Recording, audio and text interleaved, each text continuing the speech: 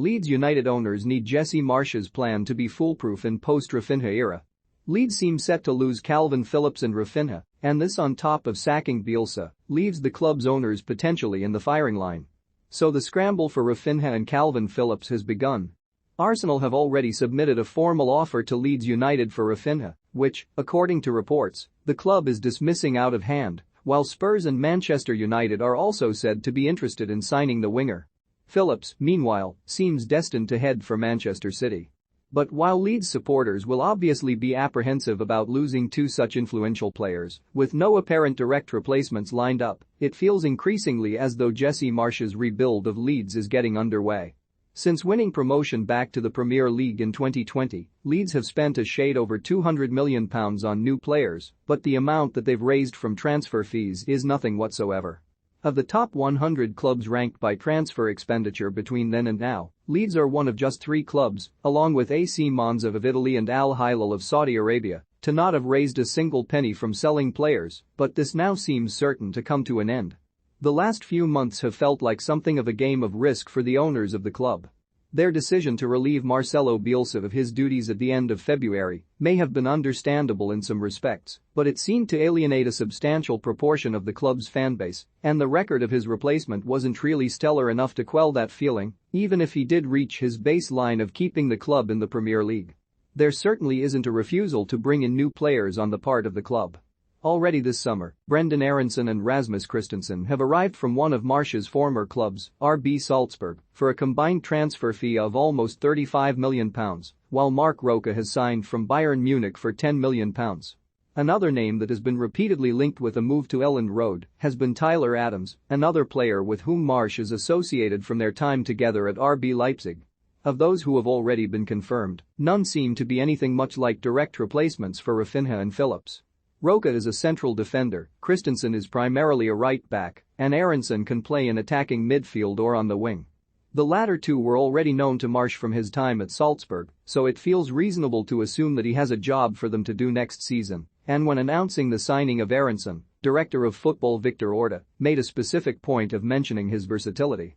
This deal was announced on May 26, so it feels like a stretch to say that he would have been brought in as a replacement for Raphinha, unless Orta has been thinking far further ahead than he's been letting on. It seems more likely that Marsch may head in a different direction to directly replace him, but the Raphinha situation does place Leeds at an interesting juncture. On the one hand, it has already been reported that the club are sympathetic to his position and that they do not wish to stand in the way of him leaving. But Raphinha is due to be playing in a World Cup finals at the end of this year, and should he, say, play a starring role in Brazil winning the tournament, his value would surely skyrocket, as might his salary expectations.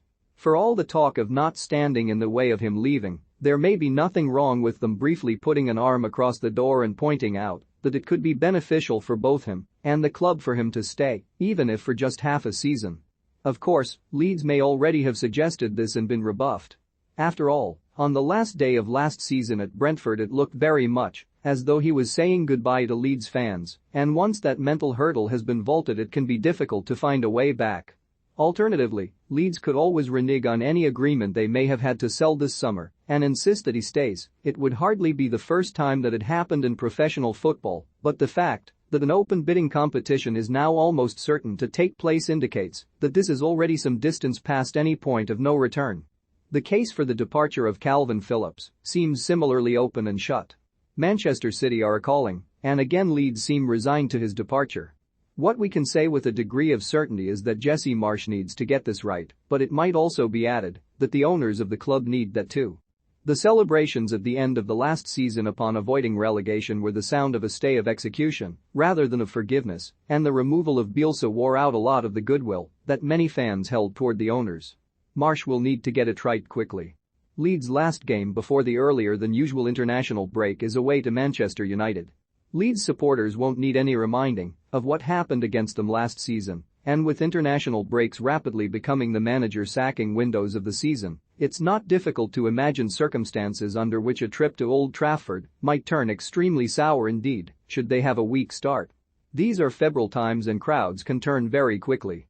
Less than a year ago, Leeds United were a happy club, having successfully returned to the Premier League after 16 years away, and with a bang, having finished in the top half of the table in their first season back. A year on, the manager, their most popular in almost half a century, has gone. The team survived relegation by the skin of their teeth, and now the two best players seem likely to move on. It seems clear that Jesse Marsch intends to build from the same blocks as used at RB Salzburg and Leipzig, but it's also clear that the fans might not have the appetite for a change in culture.